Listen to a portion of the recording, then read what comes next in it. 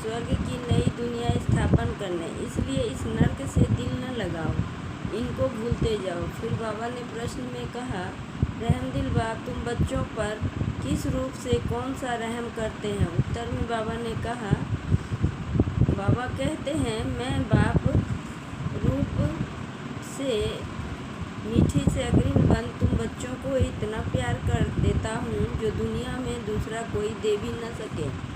मैं तुम्हें पवित्र प्यार की दुनिया का मालिक बना देता हूँ। टीचर बन तुम्हें ऐसी पढ़ाई पढ़ाता हूँ जो तुम बहिश्त की बीवी बन जाते हो। यह पढ़ाई है ही मनुष्य से देवता बनने की। यह ज्ञान रतन तुम्हें विश्व का मालिक बना देता है। फिर गीत में बाबा ने कहा, कौन है माता, कौन है पिता? ओम शांति। बच्चों को ओम शांति का अर्थ समझाया जाता है। ओम का अर्थ होता है आई एम, आत्मा। मैं एक आत्मा निराकार परमात्मा की संतान हूँ। शरीर का फादर वह है जिसने जन्म दिया। उनको कहा जाता है शरीर को जन्म देने वाला फादर। और शिव बाबा है आत्माओं का बाप। वह तो है ढेर के ढेर करोड़ों आत्माएं अपनी निराकारी दुनिया में रहती हैं। वहाँ सदैव निर्विकारी ही रहते हैं। विकारी तो परम धाम में रह भी न सके। पहले तो यह बात पक्की करनी पड़े, मैं आत्मा, मेरा बाप परमात्मा। आत्मा के संबंध सब भाई भाई हैं। इस शरीर के बाप को कहा जाता है लौकिक बाप। आत्मा के बाप को कहा जाता है पारलौकिक बाप, यानी शिव बाबा, जो सभी का एक ही है। पुकारते भी हैं, ओ गॉड फादर, ओ पतित पावन, रहम दिल। यह आत्मा ने पुकारा बाप को। आत्मा फिर इस शरीर के साथ दुखी है। फिर सतयुग में आत्मा को शरीर के साथ सुख है, इसलिए उनका नाम ही है सुखधाम, स्वर्ग। यह है नर्क। गाया भी जाता है, न दुख में सिमरन सब करे तो सुख काहे को, सुख में सिमरन करे तो दुख काहे को। याद करते हैं ना, पतित पावन को समझते हैं। पतित पावन ऊपर परम धाम में रहते हैं। गंगा को पतित पावनी नहीं कहेंगे। गंगा को तो इन आँखों से देखा जा सकता है। निराकार बाप अथवा आत्मा को नहीं देखा जा सकता है। परमपिता परमात्मा प्राणदाता है, जो दिव्य चक्षु विधाता है, उसको कहा जाता है ओ गॉड फादर, क्रिएटर। अच्छा, फिर मदर कहाँ से आई?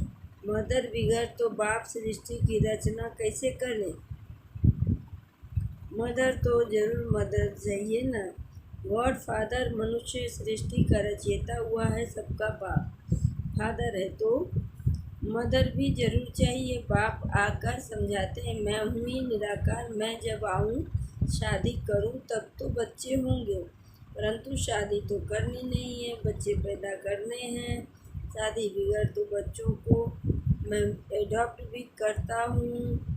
समझो, तो कोई स्त्री नहीं है। चाहते हैं कि अपनी मिल्कियत किसको देकर जाऊँ।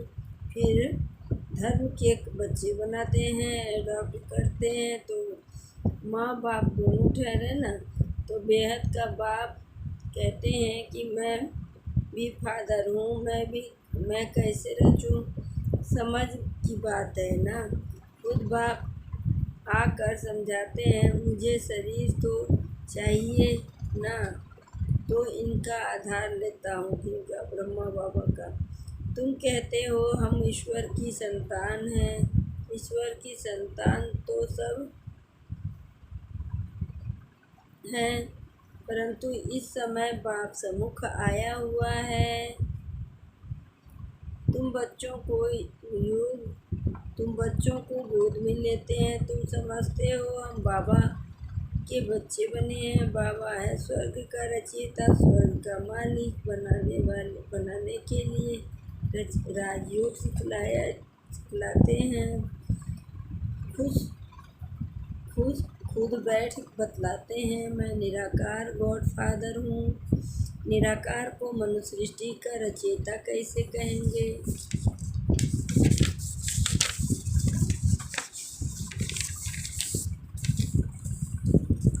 तो बच्चों को एडॉप्ट कर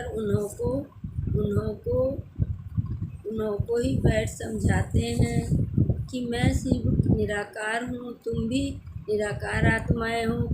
तुम गर्भ जेल में आते हो, मैं तो गर्भ जेल में नहीं आता हूँ।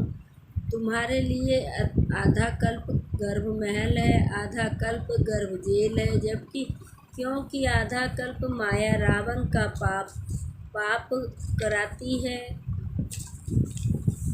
और सतयुग में माया होती नहीं है जो पतित दुखी बनाए। मैं 21 जन्मों के लिए तुमको स्वर्ग का वर्षा देता हूँ। नई दुनिया स्वर्ग को कहा जाता है। मकान भी पुराना होता है तो पुराने को छोड़ नए में जाते हैं। यह भी पुरानी दुनिया है, वह है नई दुनिया, गोल्डन एज, पावन दुनिया। तो बाप कहते हैं, लाडले बच्चे, मैं तुम्हारे लिए स्वर्ग स्थापन कर रहा हूँ, तुम फिर नर्क से दिल क्यों लगाते हो? अब नर्क को भूल जाओ, मुझ बाप और वर्षे को याद करो, पुरानी दुनिया को भूलते जाओ। यह है बेहद का संन्यास। पुरानी देह सहित जो कुछ भी देखते हो उनका भी मत छोड़ो। समझो हम सब कुछ ईश्वर को देते हैं। यह शरीर, धन दौलत, बच्चे आदि सब खत्म हो जाने वाले हैं। यह वही महाभारत लड़ाई है जिसके द्वारा जीवन मुक्ति के गेट खुलते हैं। हरि का द्वार कहते हैं ना, हरि कहा जाता है श्री कृष्ण को। उनका द्वार है बैकुंठ। बैकुंठ के गेट बाप आकर खोलते हैं, वहाँ कोई पतित जा नहीं सकता है, इसलिए पतित से पावन बनाते हैं, दुख से लिबरेट करते हैं। और कोई लिबरेट कर न सके, दुखहर्ता सुख करता ही है, बाप है। बाप कहते हैं, मैं तुमको राजयोग सिखलाता हूँ, सदा के लिए सुख देने आया हूँ। मैं तुम्हारे लिए बैकुंठ हथेली पर लाया हूँ। तुम राजयोग सीखकर मनुष्य से देवता बनते हो। बुद्धि भी कहती है कि बरोबर समझ की बात है।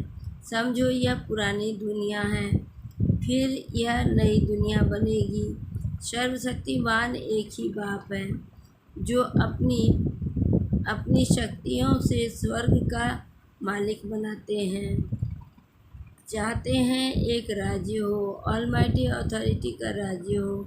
सो तो सतयुग त्रेता में ही अखंड अटल सुख शांति या देवी देवताओं की राजधानी थी, कोई विघ्न नहीं था। उनको अद्वैत राज्य कहा जाता है। दूसरा धर्म नहीं है जो दुखी बने। अभी देखो, भल क्रिश्चियन एक ही धर्म के हैं तो भी उन्हों को आपस में बहुत लड़ाई होती है, क्योंकि माया का राज्य है।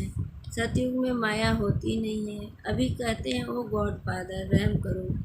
बाप कहते हैं, रहम तो सब पर करूँगा, सब बच्चों को पापों से मुक्त करता हूँ, अर्थात पतित से लिबरेट करता हूँ, पतित दुनिया से। तुम सब आत्माओं को ले जाता हूँ निराकारी दुनिया में।